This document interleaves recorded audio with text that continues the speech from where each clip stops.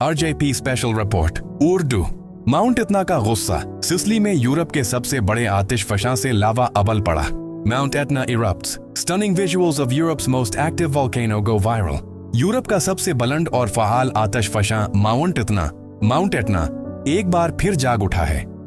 Italy के जजीरे Sicily में वाक़ इस दीव हेकल आतिशफशां से लावे के फव्वारे और राख के बादल निकलने के मनाजिर सोशल मीडिया पर वायरल हो रहे हैं। आसमान पर छाई सरखी और पहाड़ की ढलवानों पर बहता हुआ दहकता लावा जहां कुदरत की हैबत का निशान है, वहीं ये सियाहों और फोटोग्राफर्स के लिए एक मशहूर कन मंजर भी पेश कर रहा है।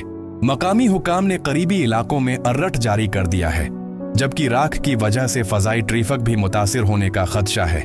साइंसदानों के मुताबिक ये हालिया बरसों के सबसे बड़े इखराज में से एक हो सकता है। क्या आपने कभी हकीकत में किसी आतिशफशां को फटते हुए देखा है? कमेंट्स में बताएं।